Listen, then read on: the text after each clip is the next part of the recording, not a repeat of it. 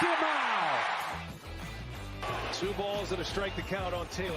Reyes fires, swing and a drive, deep left field. It's his way back. Walk the ball. Chris Taylor.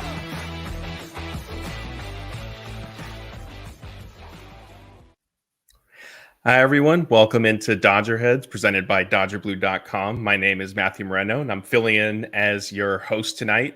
And joining me is Blake Williams, who, of course, all of you are plenty familiar with.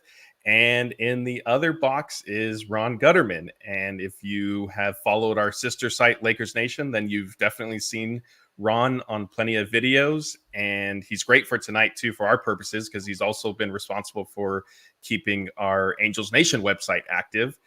And he's going to help us as we sort of get into the latest with Shohei Ohtani, and Mike Trout and potential trades and all that craziness. So Ron, welcome. How does it feel to get to make your debut over on the Dodgers side with us?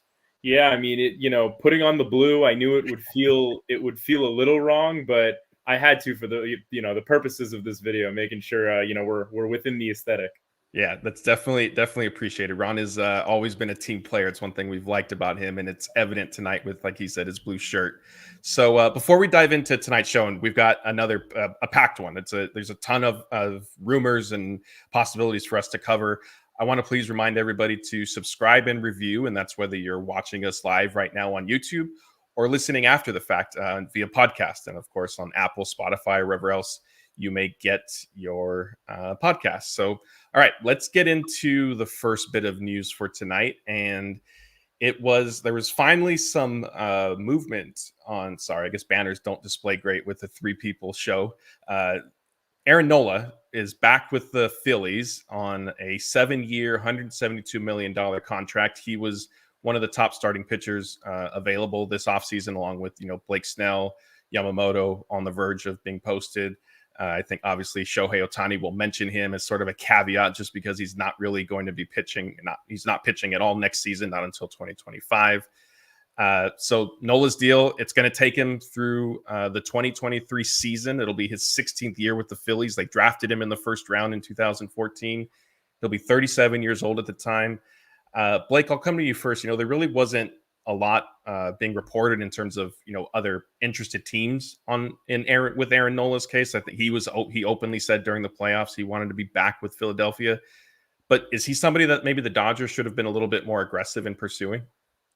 I don't think so. I'm kind of happy letting Nola stay with the Phillies. I didn't love the idea of giving Nola a long-term contract because I don't think he's going to age particularly well. Like, he relies on command a lot, which I guess can be helpful for him, but he doesn't have that elite stuff that you want in a top of the rotation pitcher. So he's really good. He's an innings eater, which is something the Dodgers do need, but I'm just fine letting him go somewhere else. And I still think the Dodgers should be focused on other guys. And I don't think they're going to lose much from letting Nola stay with the Phillies. Yeah, the quote unquote other guys that Blake referenced, if you've watched any of our live shows or any of our short videos over the past couple of weeks, you're well aware of who he's alluding to, and we're going to get into them. But before we do that, Ron, in terms of the contract that Nola signed, what are your thoughts on what it sort of does for the starting pitching market? Yeah, I mean, Nola getting a long-term deal, it's interesting to me. Like, we always talk about contract year bumps when we come to guys in the final year of their deal. And if you look at Aaron Nola, like, not to say he was bad in any stretch, but it was definitely a step down from where he was the year or two prior. And so it's interesting that in his contract year, he had a bit of a down year and then gets 7 years, $172 million. I think it just generally shows the value of starting of very good, very stable starting pitching in this league. So I think it does shift the market a little bit up, which the Dodgers have never shown an unwillingness to spend outside of this particular year. But so I don't think that'll be a huge issue for the Dodgers. But there are some teams out there that may look at that and say, well, starting pitching is too rich for us, so maybe not.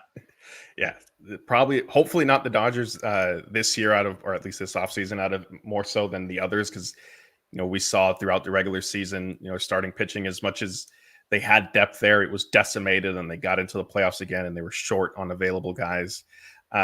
So Snell, like I said, 7 years, $172 million. He's remaining with the Phillies. No real surprise there, but as Ron just alluded to, in sort of setting the market, it may have raised the floor a little bit. And for somebody like Yamamoto, who, according to Buster Olney, is going to be posted for free agency on Monday. Now, assuming that that does happen, there isn't necessarily any delays with his paperwork or getting all that stuff sorted out. His 45-day window to negotiate with teams and sign a contract then would begin on Tuesday. And that's going to be, my guess is a relatively drawn out process. Blake, I'll come to you first. There's been some different updates with Yamamoto along the way. Where do things sort of stand now in terms of him potentially having a preference on maybe the West Coast or interested teams? Yeah, so one of the most recent reports is he does prefer the West Coast, which is good for the Dodgers and the Giants and any other teams who might be targeting him there. We all know the Dodgers do need an ace, and it's been reported that they do like him. So hopefully it's something that can come to terms there, because they definitely need Yamamoto, and everyone who's watched the show previously knows my thoughts on him. I think the Dodgers absolutely need to get him. He's 25, which is younger than James Outman, who was just nominated for Rookie of the Year, but of course ended up losing it to Corbin Carroll. But there's not pitchers who have ace potential on the market that are 25 that young. Like, it just doesn't happen. So it's a rare opportunity to add a player with the preference of him wanting to be on the West Coast. Like, it just works out very well for the Dodgers there. So they need to be aggressive and try and get him.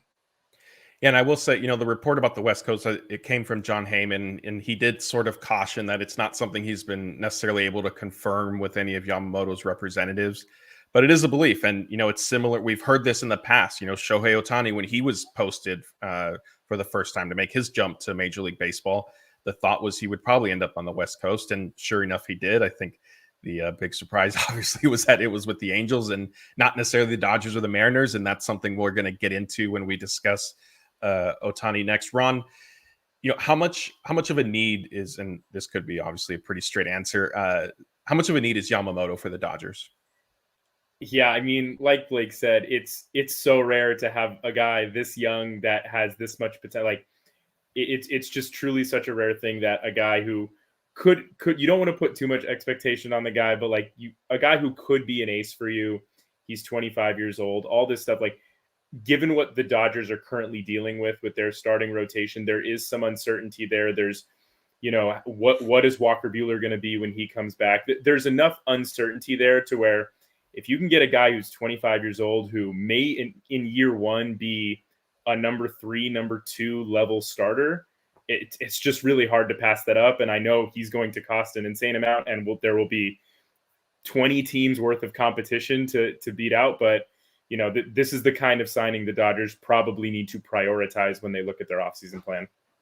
Yeah, and so you mentioned that there's something the Dodgers need to prioritize with Yamamoto. Myself, Blake, Scott, Jeff, we've debated this topic, and I want to get your viewpoint.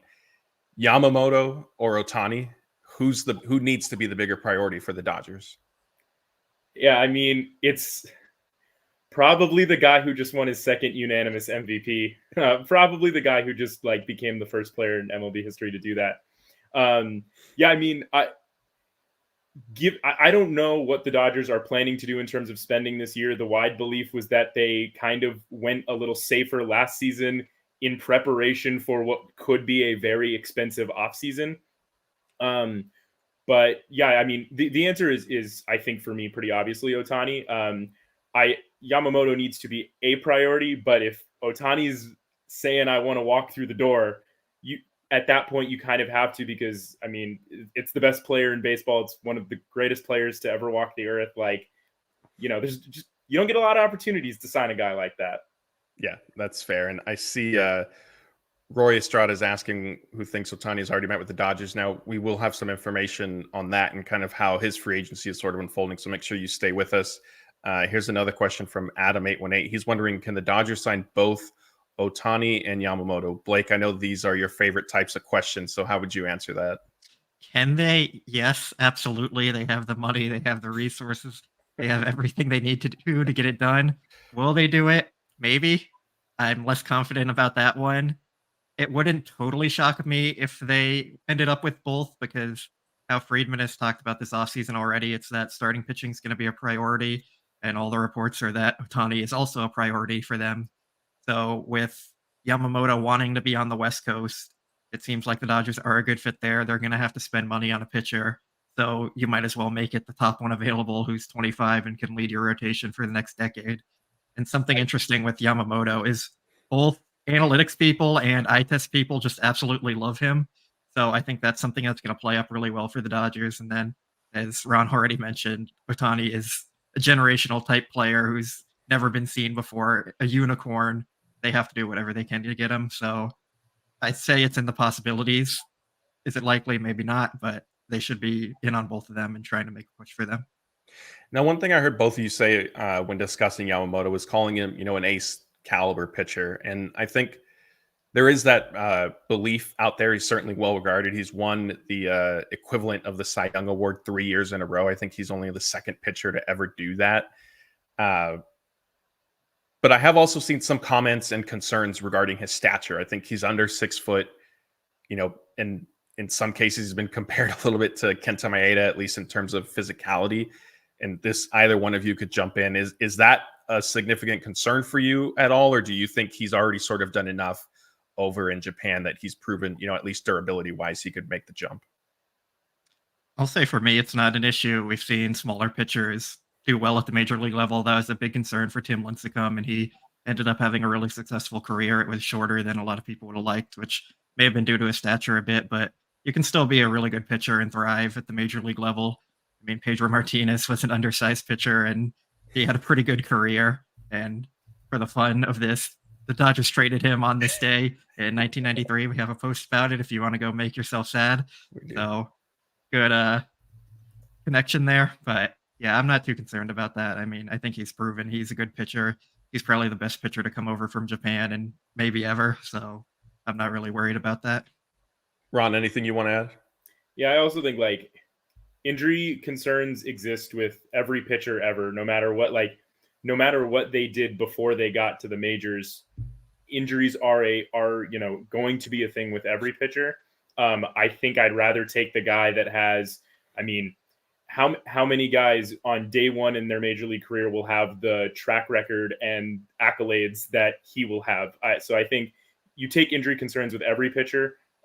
So give me the guy that has all the accolades before even getting to the majors. Yeah, and I know our people in the chat and our followers will be quick to remind us that an injured pitcher is somebody who the Dodgers prefer anyway. So we're going to keep it moving with pitching, but now we're going to discuss Blake Snell. And of course, Dodgers and the Dodger fans have gotten plenty familiar with him, dating back to 2020 in the World Series. And then he was traded to the Padres and the different run-ins with them. John Heyman, when he was discussing the latest with Blake Snell's market, he specifically mentioned the Padres, no surprise. Giants, probably no surprise either. But then he also threw out the Dodgers as a team that, were at least, sniffing around and kicking the tires maybe. And it didn't necessarily seem like they were on the verge of making him any sort of offer by any means, but that there is interest. Blake, you've been pretty vocal about the Dodgers needing to focus on Otani and Yamamoto, but what are your thoughts on potentially signing Blake Snell, even if it comes at the expense of one of those two? I probably wouldn't be happy with it. I don't really want Snell in general. He might be the Dodgers press box might love him a lot, but I am not one of those people. He just gives me concerns with his walk issues. He led the league in walks this year, even with winning the Cy Young. And he's just been really inconsistent over the course of his career. Outside of his 2 Cy Young seasons, he hasn't been all that great. It's just been really up and down for him all the time.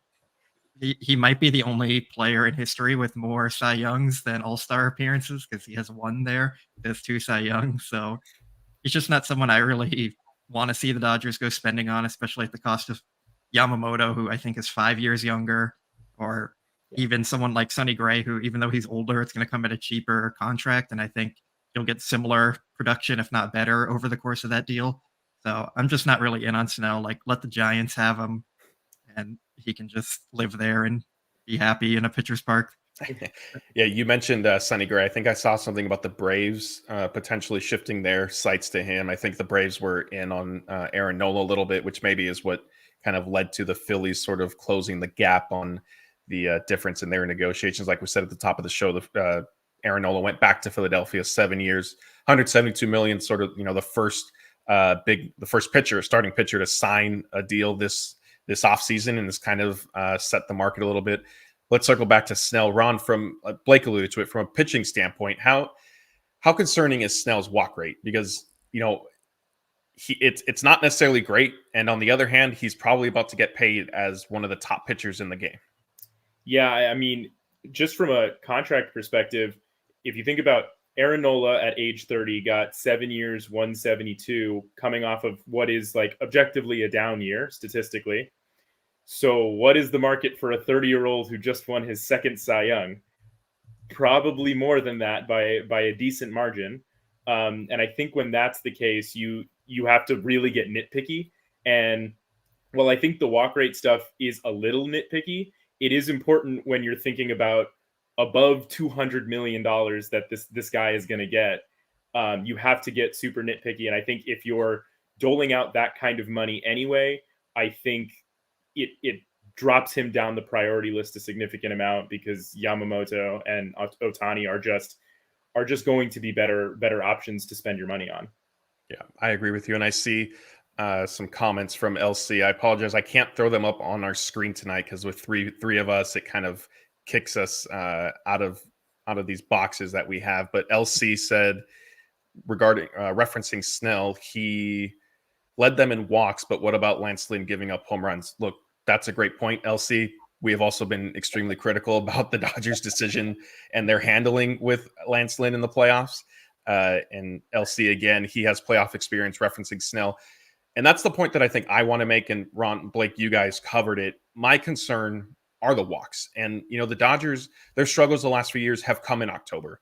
They've figured out the regular season. So for me, any moves that they're making now is very much about the postseason and putting themselves in a better position to succeed than what we've seen, especially these last 2 years.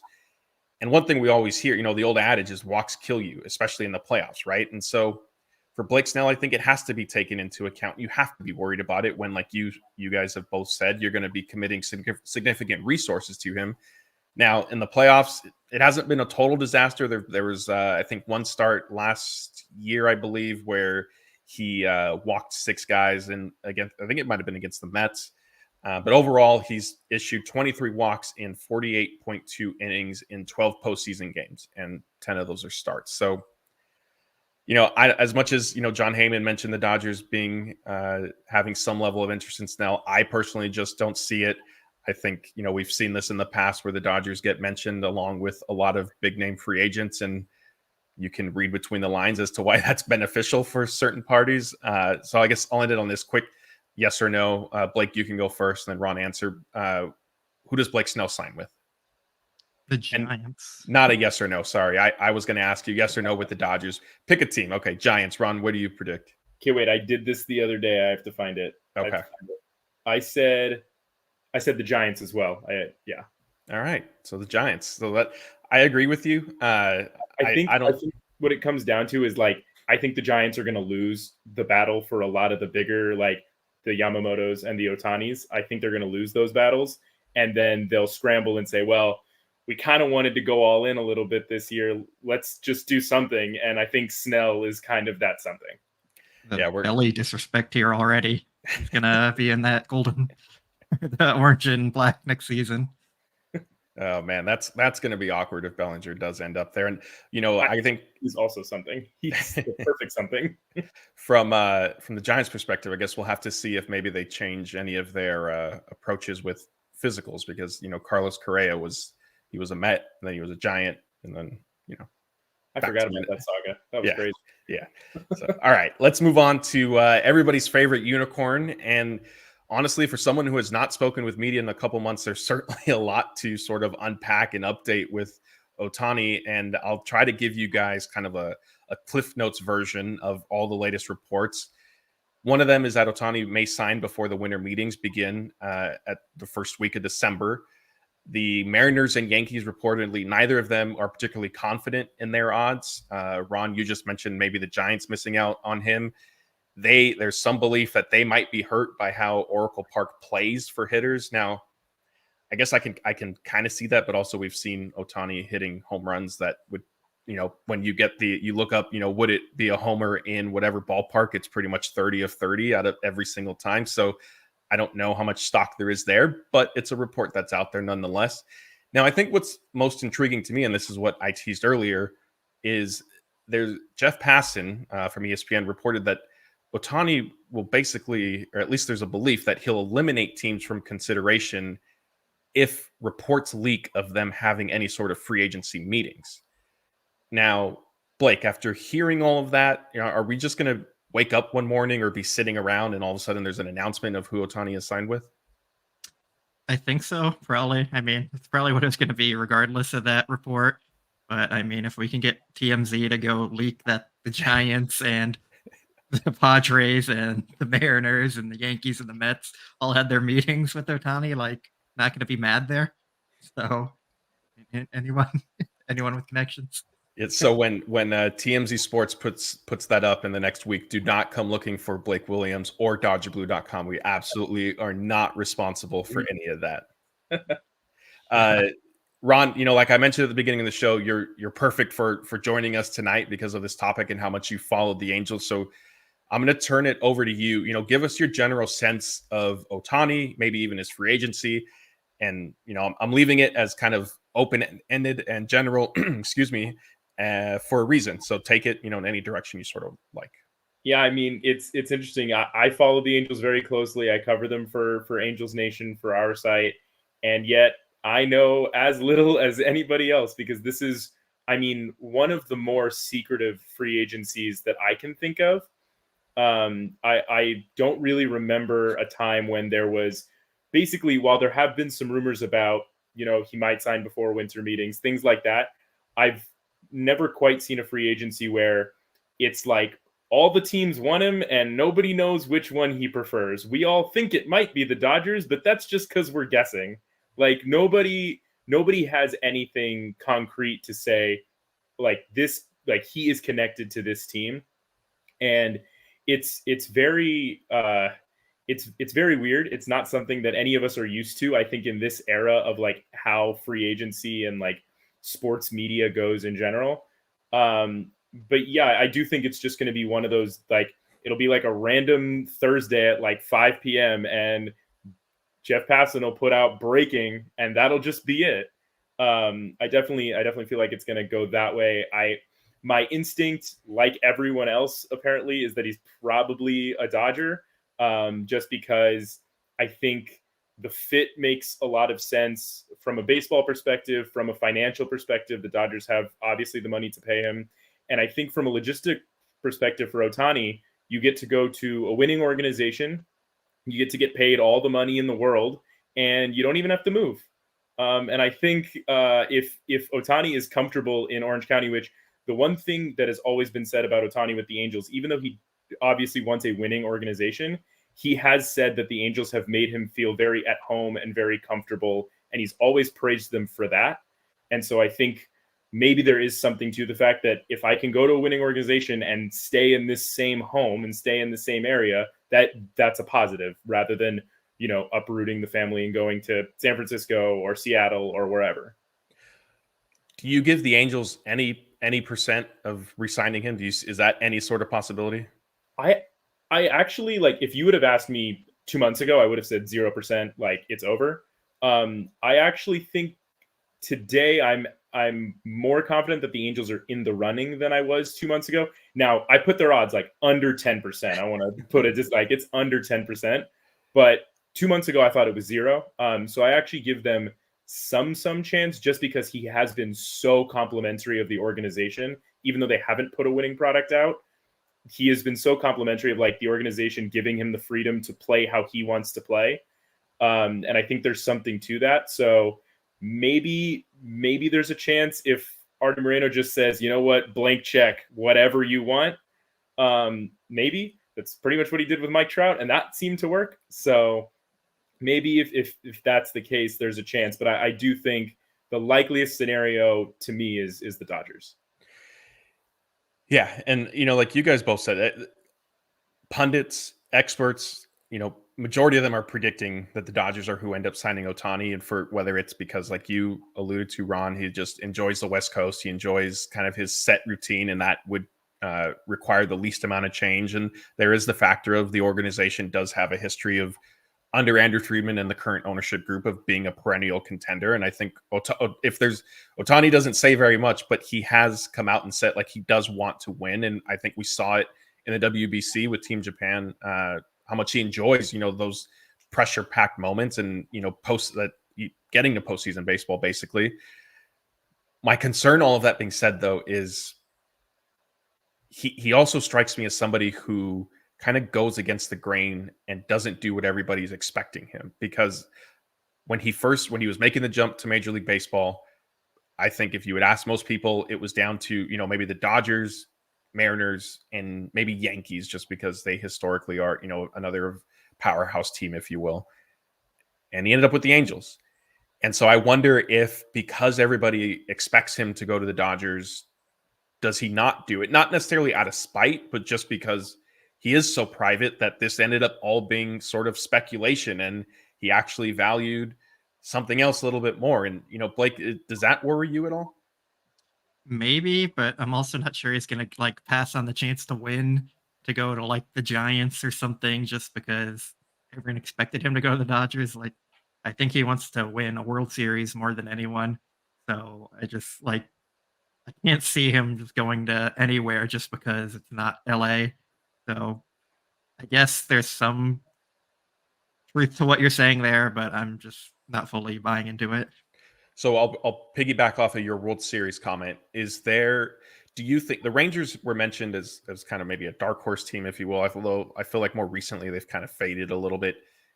Do you think your buddy Corey Seager and the Rangers winning the World Series, does that hurt or help them? Do you think Ohtani would want to join a team that just won a World Series, or would he have rather they lost and then he gets to go there, and not for accolades purposes, but gets to be kind of the difference for them? I'm not sure he necessarily would care about something like that. Maybe he wants to be the guy who carries the team, but he just tried to do that with the Angels for 7 years and it didn't really work out at all. He didn't even get to the playoffs. So there is just 500.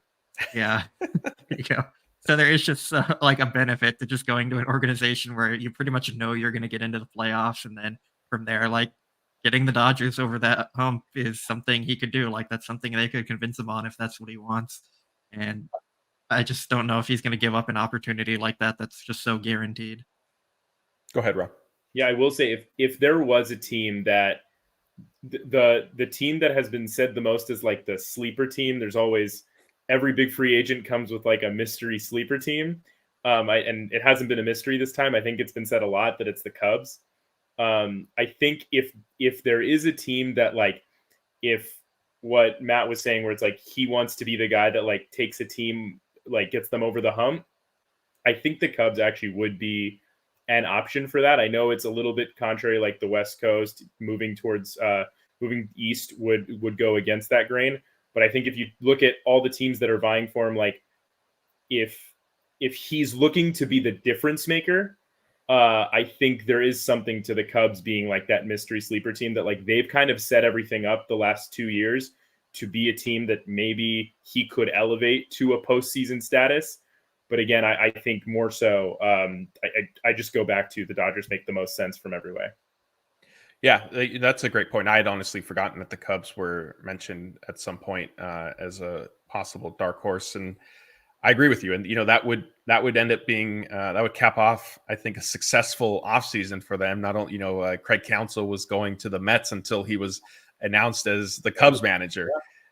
So yeah, I see J Tube had a good question here. Let me find it. He's asking, does Ohtani care more about winning now than when he originally picked the Angels? Didn't seem that to matter back then. I think yes. I just kind of referenced his comments earlier. Blake, is there anything you want to sort of expand on? Yeah, I think back when he was originally signing, his goal was to establish himself as the first two-way player and be successful doing that, because there weren't a lot of teams that were open to it as much. Teams wanted him to focus on one or the other more so. But the Angels were kind of hey, you can do both. We'll give you that opportunity. The NL didn't have the DH then, so even if the Dodgers were open to it, they weren't really a possibility for him just from that perspective. Like Justin Turner and Clayton Kershaw both said when they met with Ohtani trying to pitch him to come to the Dodgers, they felt like it was just a waste of time because Ohtani didn't really see them as a viable option just because they didn't have that DH. So I think then it was more about establishing himself at the major league level. And now that he's done that and he's proven he's probably the best baseball player of all time, now it's about winning a World Series or 2 or 3 or however many the Dodgers are going to end up winning with him. So Ohtani, if you're watching, just know that multiple World Series. Wait a minute. Was that you calling your shot if the Dodgers sign Ohtani? Yep. I didn't even think it was World Series. I don't even think it was a if the Dodgers sign Ohtani. I think he said when they sign Ohtani, this is how many they will win. Oh, I heard that correctly. All right. Let's pause really quick. We have a super chat from Laura, who's longtime viewer and listener with us. So I'm putting it up on the screen really quick. So bear with us if you are watching on YouTube. We get kicked out of the borders here, but she wants to know: don't the Dodgers need a player to spark the team and get us over the playoff hump? Ron, where do you land on that? It's, I mean, in theory, yes. It's just also funny to hear that about a team that has won a World Series in the last 5 years. Like Angels haven't even been 500 since 2014, and I don't know. I don't think the Dodgers need a guy to get them over the hump because they've won a World Series in the last 3 years. Mookie Betts was that guy. So they have the infrastructure to be a World Series team. Will Shohei Ohtani absolutely help in that goal? Sure, absolutely. But I think just the concept of the Dodgers needing a guy to get them over the hump when they're one of the most recent World Series winners is just funny to me. Blake, I know this is something you've touched on in the past, so maybe give us your trimmed down version of it. Yeah, I'm not sure if it's need to get over the hump from a talent standpoint. I think it's more of an energy standpoint for the team. It seems like they've just kind of staled out and they're just kind of going through the motions. So I think just bringing in some fresh life to the team would be beneficial. They tried to do it last offseason a bit with JD Martinez and bringing in the young guys, but I think they just need a star level player to kind of shake things up a bit and kind of push them a little more maybe. Yeah, and I was watching when you, Jeff, and Scott were discussing this and debating, if Ohtani could kind of be that spark plug, if you will. And I think I sort of landed at he is definitely in the mold of Mookie and Freeman from the standpoint of I think he leads by example more so than outwardly addressing the clubhouse on a regular basis. And again, I think for me, my personal belief, I think the Dodgers could stand to benefit from getting, kind of a fiery presence in the clubhouse. And I've explained in the past, that doesn't always have to be your best player on the roster. And one of the examples that I know Ron will appreciate that I've referenced is, the Lakers. Lamar Odom and Derek Fisher were viewed as team leaders, right? And they weren't the best team. They weren't the best player on those teams. But you could still have that kind of strong presence come from somebody who's not necessarily your superstar. And again, I mean, the Dodgers ultimately, they need their stars to play like stars in the playoffs. And if we've seen Ohtani, on the World Baseball Classic stage, and he's delivered. And so there's no reason to believe that he wouldn't necessarily carry that into October. And if the Dodgers were to sign him and Ohtani were to become the worst playoff performer ever, then at that point we would have to look at what the heck is going on with the organization that these guys get here and struggle. But again, that's not necessarily going to be happening. So let's pivot a little bit and sort of related to Ohtani's free agency, and was a report from Hector Gomez, who is an international, baseball insider. He's been correct about some things. He's been a little incorrect about some things. Nobody is perfect. It's happened to other reporters as well. But on Friday night, he tweeted that the Dodgers not only were going to aggressively pursue Ohtani, but a Mike Trout trade as well. So Blake, what was your initial reaction to that tweet? Kind of laughed at first. I didn't really think much of it because I don't see it as a realistic possibility for a few reasons. But I mean, if it's something that could possibly happen, it would be awesome. I don't think anyone would be super mad about it, but just to put it shortly here, I don't really think it's a possibility. So that was my initial reaction there. Yeah, and I do have to note that since that first report, our buddy Bob Nightingale, who historically is in the comments with us, but I'm not seeing him tonight, unfortunately. He got Perry. Ron, how do I pronounce the Angels GM last name? Manazian. Thank you. On the record to say that Mike Trout was going to be with the team next season. But there was the caveat that I think big market teams was how it was described, did sort of privately inquire on Trout's availability. So, Ron, let's kick this around. Let's have a little bit of fun. What would it take for the Angels to trade Mike Trout to the Dodgers?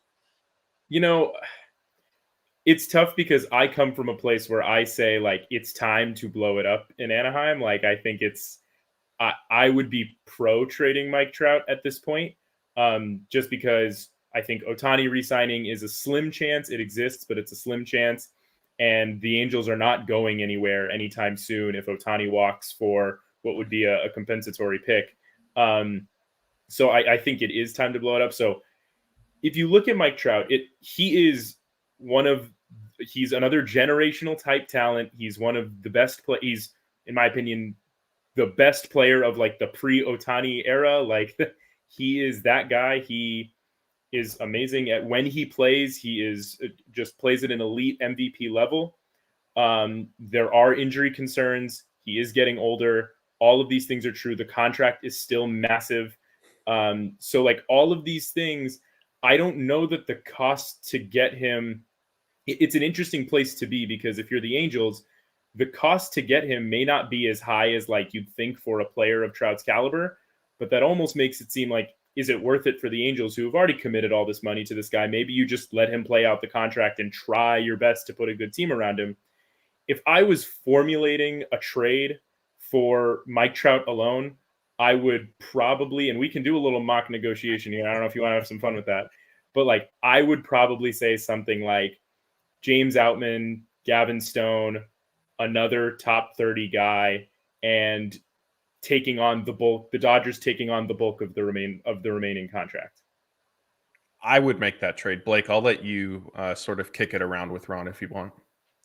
I don't think I'm making that trade. I'm not putting in Outman and taking on the bulk of the contract. Trout is amazing when he plays, but he doesn't play enough. And that contract does not look good at all. Like you could make a case it has negative value at this point. And I know just the talent and name are going to get a good trade package back for him if they do end up trading him. But that contract is just really tough to take on. So you're not going to take Outman. Maybe we'll go with Pages and Michael Busch. Pages, isn't he? Is he who injured his shoulder? Yeah, but the Angels wanted him before, and now that he's injured, like, I think it's a tricky situation because I think the cost to get Trout may not be worth it for some other teams, and because of the injuries, the value that Trout would get is not as high as it potentially could be, and that would make it not worth it for the Angels. So I think the most likely scenario is that Trout is an Angel when 2024 starts. But I think it is interesting if Shohei Ohtani signs with the Dodgers, there could be a conversation of like, hey, I want Mike Trout here too. Can we make that happen? Like, is there any way? And maybe if Ohtani said that, maybe there'd be some pressure to say, oh, maybe like, okay, we can work something out. Let's try to make this happen. I don't know. It's an interesting thought experiment to me. If you're Artie Moreno though, like you can't have Ohtani and Trout on the Dodgers. That is setting your franchise back for like decades. All the fans growing up seeing Trout and Ohtani with Mookie and Freeman, like those guys were Angels a year ago. So now if you're seeing them both with the Dodgers, like no one's going to be an Angel fan anymore. You're going to have the very hardcore fans sticking with them, but everyone else is just not going to care. And there's no one you can really sign to replace them like at that level. So you're just setting your franchise back from a financial perspective alone, not even just talking about the baseball on the field. Just you're not going to have that fan base growing up being Angel fans because they're all just going to say like the Dodgers are 30 extra minutes away. Let's just go root for them and see all the superstars. Yeah, I mean, it's a fair point. Now, I wonder, so for me, like I hear you and that makes sense, but is there a world where the Angels say like, okay, we'll trade Mike Trout, but we want Mookie Betts? I mean, yeah, probably Mookie's a better player, so if it's straight up, sure, but like that's not happening. So I mean, I just don't see it. Mookie's a better player than who? And well, if like we're talking about contract value here and just trade Okay. value, like That's Mookie fair. has more trade value. Pure baseball player. Sorry, Mike Trout is a better baseball player.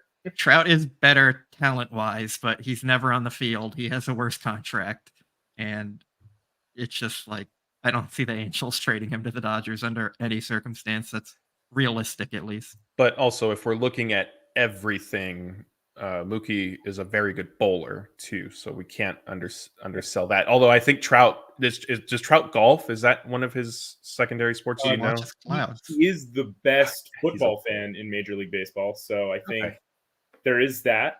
You know, if you wanted to get a partnership with the Rams going, I don't know. There's something there. Yeah. All right. Well, but can Trout play the infield? No. Exactly. No.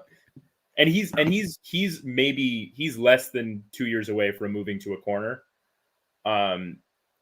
Just because of the injuries, the range in center field is going to start diminishing pretty soon here. He's probably less than 2 years away from moving to a corner. So, I mean, I guess right field was obviously booked up, but left field was, I would argue, has been a bit of an issue with the inconsistency with some of the guys that have been playing there the last couple of years in LA. So I think if there was something, I think the most likely way this happens is if Ohtani signs and says, if it's possible, I want Mike Trout here too. And so the Dodgers probably offer something above what they probably should, because Shohei Ohtani asked them to do it. Yeah, that makes sense. And let's say, the Dodgers do and Angels do somehow move forward, with negotiating a Mike Trout trade. What I then sort of wonder too is, and we could factor in, obviously it's hard to say, how much of it this would be the case. But let's say the Angels pay X amount of Trout's remaining contract. Kent, Blake, I'll come to you first. And I mean, I know how you want to answer this, but let's try to be a little bit more, I don't want to say realistic, but logical in terms of what is likely to happen. Is there a world where the Dodgers can A, sign Ohtani, B, sign Yamamoto, C, then also trade for Mike Trout? Does all that payroll work for them? Probably not. I don't think they're going to be comfortable paying that much. Like, if we're being logical about it, it can work. Like you alluded to, I'm going to say it can work. They can afford it, but they're not going to do that. And I think if you're looking longer term, when you have to start paying guys like Bobby Miller and maybe Ryan Pepiot, if he keeps developing and do a good looking pitcher there, and Will Smith coming up, and just all those other guys, you're not going to be able to do that if you have Trout on your books too. So I just see a lot of reasons Trout doesn't really make sense for the Dodgers. It's fun to think about. He's a great player. I think it would be really fun to make fun of Angels fans with Trout and Ohtani on the Dodgers forever, but I just don't see it happening. All right, Ron, is there anything you want to kind of put a bow on? There'd be something pretty funny about Freddie Freeman being the 5th highest paid player on a baseball team. That'd be pretty funny. A perennial top 5 MVP guy is the 5th highest paid. That'd be funny. I'd like it for the jokes. Yeah. All right. So before we move on to our next topic, I did see we had another super chat. Let me find it here. So it's from John Bleed Blue. And again, I'm going to throw it up on the screen really quick, so we're going to look a little funny. He's just saying Dodgers check all the boxes. If Ohtani really wants to win and have postseason experience, he will choose the Dodgers. He will build a Hall of Fame resume.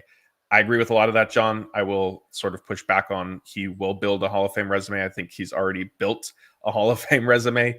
But yeah, other than that, you hit the nail on the head. And again, we appreciate the super chat, yours, Laura's. And again, just a reminder, if you guys want to go ahead and do that, we do stop our show as quickly as possible and kind of address and discuss what you have either thrown up as a prompt and just a comment you want read, or a question you want answered by myself, Blake, or Ron.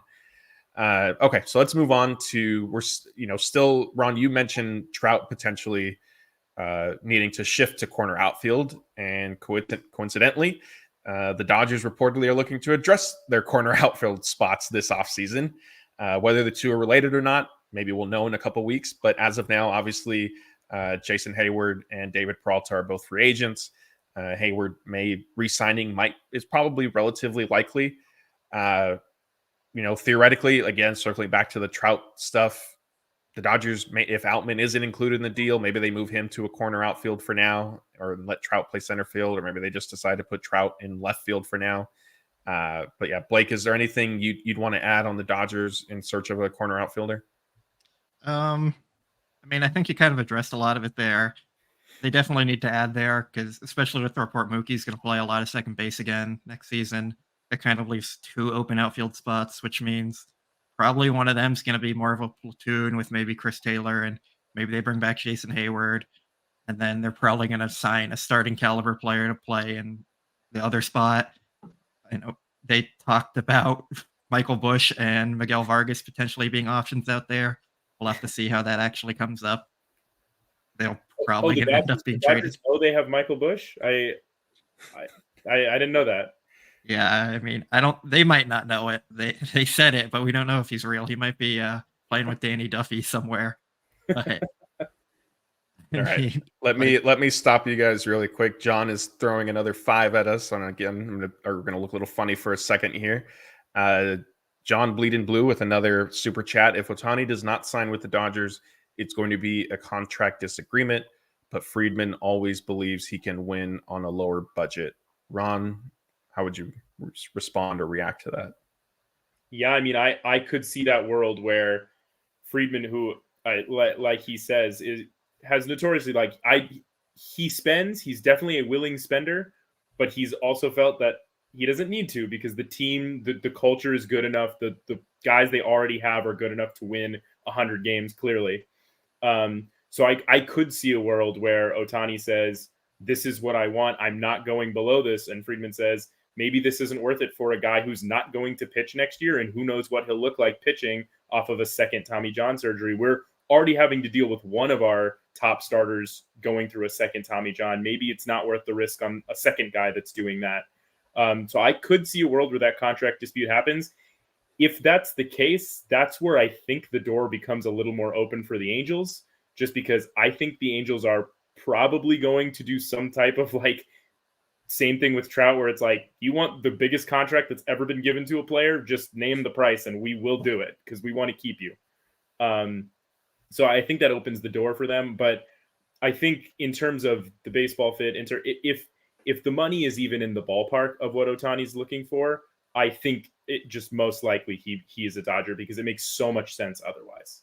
Yeah, I agree. If I know that there's been some speculation that maybe Ohtani is open to a shorter term contract, at least initially at a high AAV, just to sort of reestablish himself as a pitcher. And I think if he does, then Andrew Friedman is definitely going to be right there, ready to work out, $70 million per year or something crazy, because that has been the Dodgers' preference of going, more money, shorter years.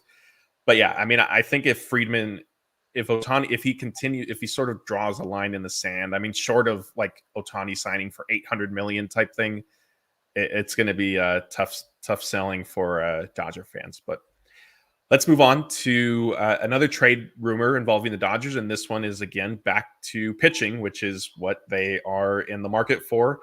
And if there's one certainty this offseason, it's that the White Sox appear to be going into full rebuild mode. Their GM openly came out and said that they're going to listen to any of their players, for offers on any other players. And according to Bob Nightingale, the Dodgers and White Sox have discussed Dylan Cease trade. Ron, you've watched a lot of American League baseball. How impactful would he be for the Dodgers? Yeah, I mean, if they can land him, I mean, I think I was looking at the numbers before we went on here. He's going into his 6th year, final arbitration year. He just came off of what I think is arguably his worst year since his rookie season. And he's still a very good pitcher. He's his worst season as a pro was, I have the numbers here. Was a 4.5 ERA with a 3.7 FIP, a 3.7 FIP. That's not that bad for your worst season ever. He's a very good, very stable pitcher. I think the Dodgers obviously need to add just some depth, some comfortable starting pitching, guys that they know are going to go out there and not no throwaway games. Last season, the Dodgers had just way too many throwaway games when it comes to their starting pitching. And I think Dylan Cease, regardless of anything else the Dodgers do, I think Dylan Cease is a guy that probably should be on the list of things you want to get done regardless, because he is just that guy that has been very stable over the past 4 seasons. You mentioned the Dodgers had some throwaway games this last season. I can't imagine who you may be referencing. Yeah, no, I'm not referencing anyone in particular. Not any guy with a super long last name. Maybe pitched for the Angels at some point. Maybe Nordic of some kind. Yeah, we weren't talking about Lance Lynn. Oh, sorry. My point exactly. You had multiple options when I said that, which has not been true of almost any Dodger team the last 10 years. Blake, where do you think a Dylan Cease trade ranks on the Dodgers list of preferred scenarios this winter? Maybe like mid-tier. He does have 2 years of control, so I think Ron said 1. So I just. Oh, is it 2? Is it 2? Yeah, he has 2 more years of ARB. Okay, was he a super? Yeah. Like, yeah. So I think he's going to be expensive from that regard. I don't love him that much as a pitcher to like go out and give up the cost it's going to get for 2 years of control of him. I think he's like a really solid number 2 or an amazing number 3. Like, I think the Dodgers need to go get that ace and then someone else behind him, which sure you could throw Cease into there, but like, I just don't want to give up the prospects for him really in that kind of sense. He'd probably be better pitching for the Dodgers than he would with the White Sox. I know he had a really low strand rate. His batting average on balls in play was really high, so that would improve with the Dodgers, but he also had his velocity drop, and his slider was less effective than it was in his breakout year. So from that perspective, I just don't love trading for him on a down year when those things are kind of backing up that down year as well. Yeah, that's a good point. So let's kind of move things along unless there's anything either of you want to, Ron, anything you want to add at the end? No, I'm solid. Cool. All right. So go ahead, Blake. The White Sox do need catching prospects, and the Dodgers are pretty loaded with them. So maybe just from that perspective, there could be a deal that's worked out there. Yeah, that's a good point. You know, the Dodgers, what are they up to? 4 catchers on their 40-man right now? Ridiculous. Yeah. Yeah. So, yeah. So I don't. Go ahead. You got to keep Austin Barnes. So. Well, of course, he's not getting traded. So we weren't counting him. It's at this point, it's Cartaya, maybe Fiducia, our trade bait. So let's review just something the Dodgers sort of procedural stuff that's part of free agency for players who are eligible for arbitration. They had 12 of them, and a contract was tendered to each. The group was Yency Almonte, Walker Buehler, Caleb Ferguson, JP Fireeisen, Victor Gonzalez, Brusdar Graterol, Gavin Lux, Dustin May, Evan Phillips, Will Smith, Alex Vesia, and Ryan Yarbrough. And on the heels of that happening, then it was reported that the Dodgers agreed to a 1-year deal with Yency Almonte worth $1.9 million, which is what MLB trade rumors projected would be Almonte's salary for the 2024 season.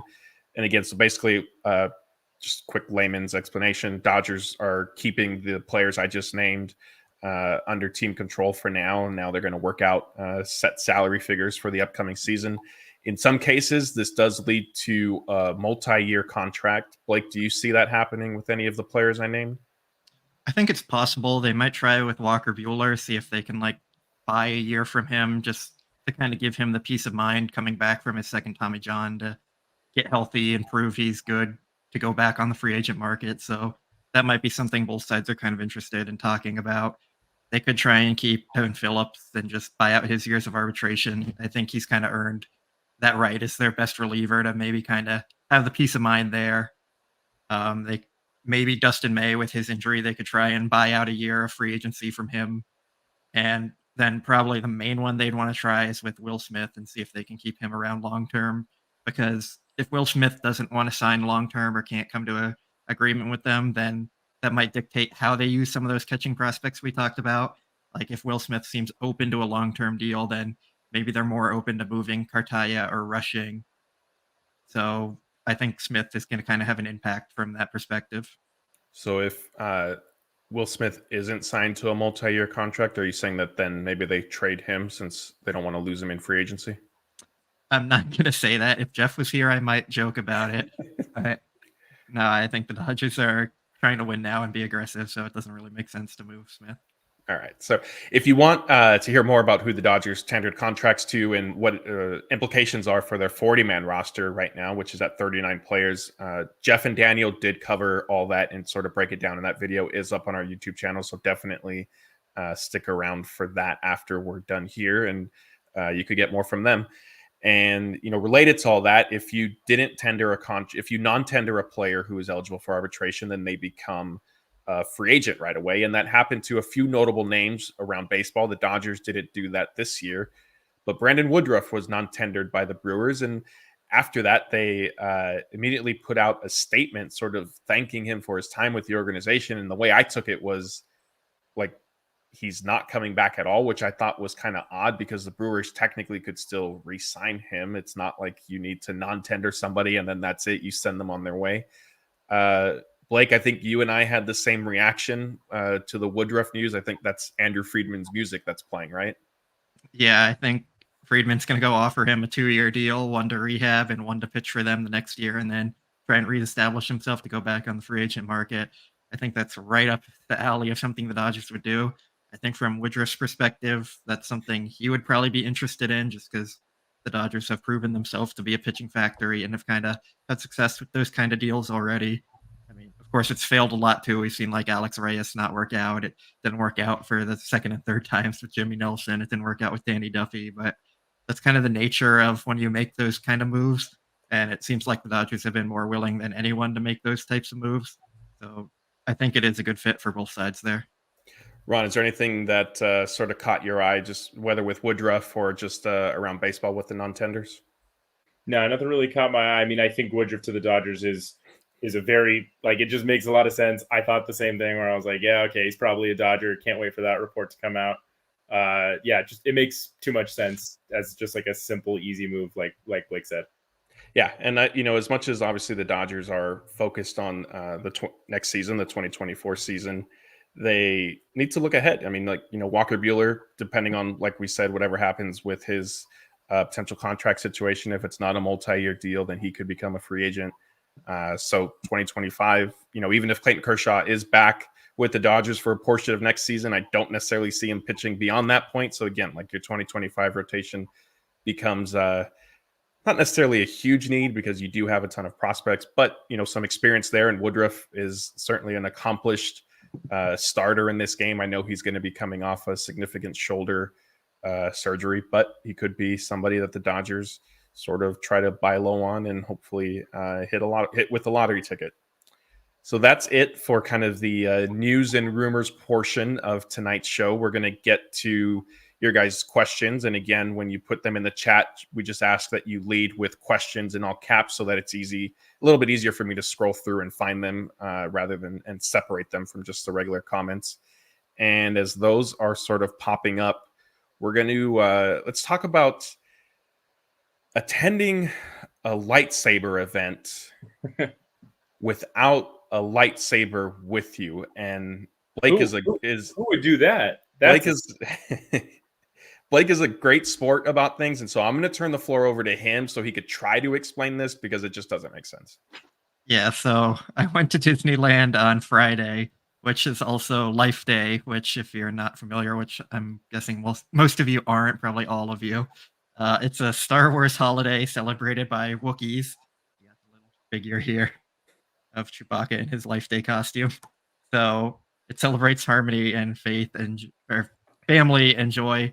And there is also a meetup there for people to bring their lightsabers and take photos. So everyone stood in front of the Millennium Falcon with their lightsabers and took photos. I did not bring one because I was at Disneyland from 8 a.m. to 12 p.m. that day. So I didn't want to carry it around all day and potentially break it or anything. So I'm getting attacked for that.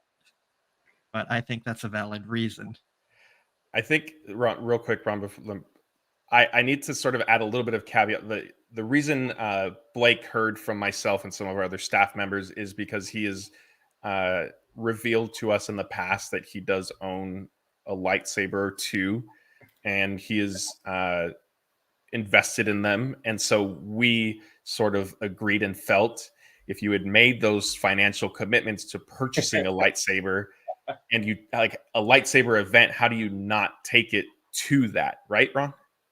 Yeah, I mean, I want to say I respect what Blake did there, where he basically like did this whole spiel about like family and life and joy and like, because who's gonna make fun of that, right? Like, I really appreciated that he went that route with it. That was smart. But yeah, I mean, look, you made those purchases. Like, why spend that money if you're not gonna like use it? The people, like, I have a few friends that own lightsabers, and I see those things like weekly. Like they do not hesitate to bring those out because they spent all the money. They got to use it. I'm okay. So first, to Matt's point, when he says a lightsaber or two, it's more like 20. So that might make the case worse here. I wasn't going to out you, so you can choose to share all those additional details. That's your call. That's fine. That's so I embrace it. I don't really care here. So I just didn't want to carry it around the park for 16 hours in the day, and I think that is a very valid reason. I don't know. Stick it in a backpack, put it in a locker. But anyway, we'll need to carry on. Go ahead. You stick it in a backpack because the blade is like 40 inches long. I thought they like collapse and stuff. And you push your button and not they the light up ones. Oh. yeah, not the They're real like ones, plastic man. ones. Oh, Yeah. okay. All Not right. the real Well, ones. I don't know, Blake. Still, no excuse if you're going to a lightsaber event and you have 20 lightsabers in your collection. But You still haven't got the Iron Man helmet here, so I don't. But I if you don't want to hear any you judging. see, I do have the gauntlet over my shoulder, so the helmet will be coming soon. All right, let's get this back on track a little bit. I saw some good questions in here. There was one, I think it was from Nomo FOMO. I apologize if I have the wrong person, but he asked, I think if 60 million over 6 years or 10 years for Otani was too much, like 6 per year, I think it was. Now I can't find it. My apologies. Somebody, you guys talk to each other while I scroll through this. Oh, I found it. Should I put it up? Go ahead. Oh, I'm clicking on it, but it's not going. Oh, up. just read it then. Okay, it's a question: is 60 mil a year for 10 years an overpay for Otani? Blake. Yes. Sorry. I'm gonna say no. I think that's 30 million as a pitcher and 30 million as a hitter, and you get the versatility value there. I think that contract is gonna pay for itself in merchandise and advertising alone, plus more. He's the most marketable player in baseball. The Dodgers already hired someone to run their international marketing. Sure. So I don't think that's outrageous for him. Maybe there might be like escalators in his deal to bring it up to that just based on his pitching. I think that's something they'll try and discuss with teams and everything. But yeah, I just don't see that being an outrageous number for him. Ron, go ahead. I guess just in theory, like it does feel like an outrageous number, just 600, like seeing $600 million next to someone's name feels like a lot. But I do see your point that 30 million as a pitcher, 30 million as a hitter, the marketing, the advertisement alone. I mean, if you go to an Angels game, most of the advertisements are Japanese-based companies, and that goes away from the Angels and goes to the Dodgers if Otani goes that route. So I get the point there. I don't see. I mean, if the Dodgers want to win the bidding war, they can offer that. I don't see a team offering that for a player who, you know, he is not pitching next year, and when he comes back, you're getting a pitcher coming off of a second Tommy John surgery. So I don't know that he's a $30 million pitcher for the next 10 years. So I would say that a more reasonable contract for him that, like, to me makes perfect sense for him and for whoever's giving him that deal is probably in the ballpark of like 50 to 55 million over like 8 years, something in that ballpark. But I guess we are splitting hairs a little bit at that point, but that's how you do it with a player like that. I will say $5 million a year. I will say my gut reaction was to agree with Ron that it is a little bit of an overpay. I think Jeff brought up a good point at one of our Otani discussions. Is a lot of this though is that these are numbers we've never seen before, and so there's that initial shock, right? Of like, well, no, wait a minute, that's just way too much for anybody. But as Blake has continued to remind us, Otani is unlike a player we've ever seen before. So, you know, maybe that's where if it ultimately does take 60 million a year for 10 years, I think the Dodgers probably do it. Because like if you try to split hairs at 50 to 55, is it really worth it at that point to potentially upset him? Maybe not end up signing him. Who knows? And that question was from Nomo Splitter. So Derek, my apologies for not catching it earlier. I'll even throw in real quick. I wouldn't be surprised if Otani's number starts with a 7. I'm just throwing that out there. Like, that I'll push if he was healthy. If he could pitch right away next season, I would be inclined to agree with you. But I think not pitching cost him a little bit of money.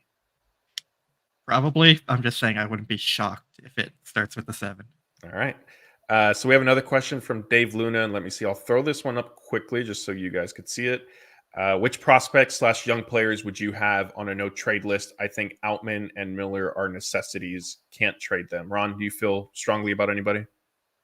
Yeah, I mean, I think when you're an organization like the Dodgers, who's clearly trying to win now, if you can markedly improve your roster, I don't really like the use of like untouchable in trade talks. I think Bobby Miller, James Outman, these are like, those two are like legit guys now, like they're major leaguers. I don't know if I think they've formally graduated out of the prospect list. Like, I think at a certain point, those are just major leaguers, and I wouldn't, that's a different conversation. But in terms of prospects, I don't think there should be anyone that's untouchable in any scenario. Blake, anything you want to add? Yeah, I agree with that. I don't think there should really be anyone untouchable. Like, I know Daniel found one of my old tweets saying I would trade Corey Seager for Mookie or Trout back in 2018 when Seager was hurt, just because like those guys are superstars and you didn't know what Corey Seager really was as much at that point. He had his injury and we just didn't know how he was going to rebound. So there's just no one really I think is untouchable besides for like Otani if you get him, because if you can trade that player for a better player, you should always do that, with the sense that contracts also matter. So if the value is better on another player than the one you're trying to give up, like, you should go make that trade. Okay, so we have another question from your girl Cassie 95. Will the Dodgers ever bring Belly back? No. Okay. That was a short and sweet. James Petit has a question. What SoCal starting pitcher makes the most sense as a short-term trade target? Bieber, Burns, or Glasnow? Ron, you could take that one. Bieber, Burns, or Glasnow? Yeah. I'd probably say Burns, just because I feel like he's shown the most like elite pitching in full health than the I mean, all three of those guys are very elite when healthy, but I just think Burns has another level to him that we haven't yet seen from Glasnow in a couple of years now, and I think he's just a better overall pitcher than Bieber. Cool. Okay. We have another question. Did you guys see tweets about the Cubs making a very lucrative offer for Otani? Do you think they're a real threat? Blake, go ahead. I did hear about them. I do think they're a real threat. When Otani was coming over, they were one of the teams he considered in his final destinations of options. So I could see it happening. They have the money. They have the need. I'm just not sure they have the winning pedigree recently that Otani's looking for. But if he wants to go help revive an organization, like, yeah, I could see that happening. Okay, let me see if I could find anything. Oh, here we go. This is a good one. Food question. This is going to be perfect. As you guys know, any of our longtime viewers, we do like to work in food stuff here at the end. This is, do you prefer pumpkin pie or apple pie or pecan pie on Thanksgiving? Ron, what's your choice? Pumpkin pie of those three for sure. I know it's basic. I know, but I'm sticking with the tried and true classic. I like pumpkin pie. Blake? I'm going with pumpkin pie there. It's not like a knock on any of the other ones. I think apple pie I prefer for Christmas, so pumpkin pie is my go-to for Thanksgiving. And I'm going to pass on all of them because they are awful. And let's segue into probably what will be the final thing really quick here. Blake and Ron, you can start getting ready.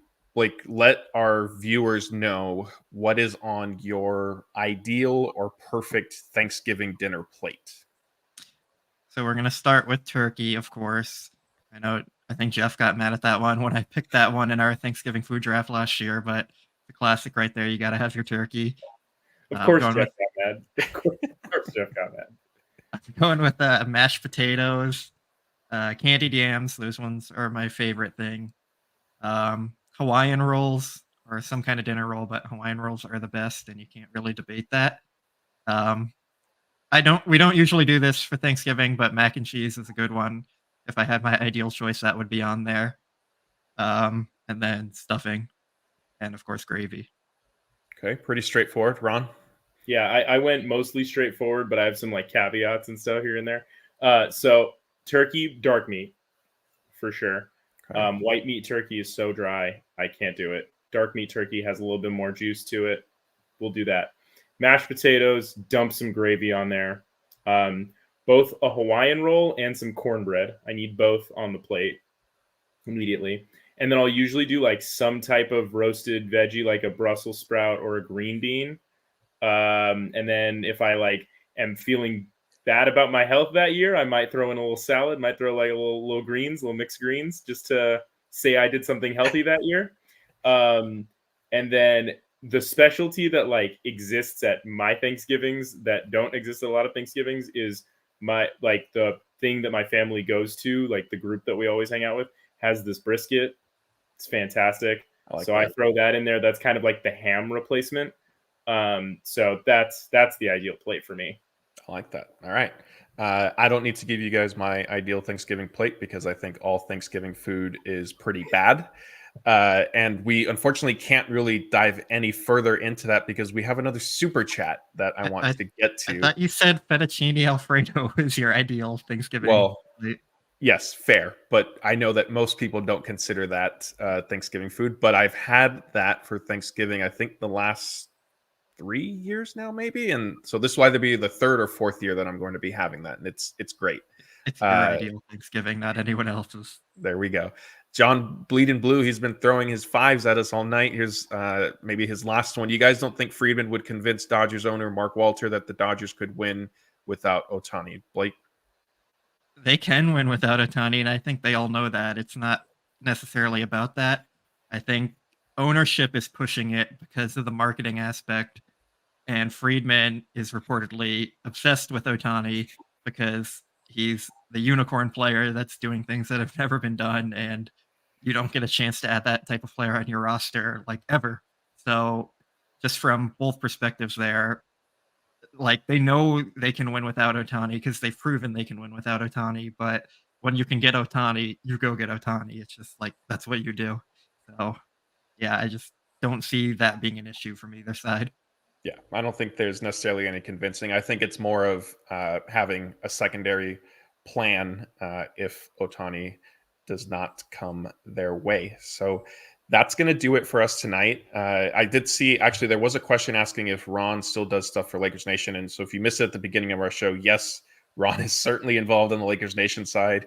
He also helps with our Angels website. He also helps with our Raptors website and our NFL websites, excuse me. And so Ron basically is kind of like our Swiss Army knife. He's versatile and able to move around. And so we appreciate him joining us tonight since there was some obvious overlap with the Angels. And we appreciate you guys. And I do want to say, thank you to everybody for another strong season of support. We didn't get that message out when the Dodgers were eliminated just because everything happened so quickly. We hope you all have a great week and a safe holiday. And if there's one piece of advice I can leave you with, it's to enjoy who you're able to spend Thanksgiving with, but avoid the food. We'll see you guys next time.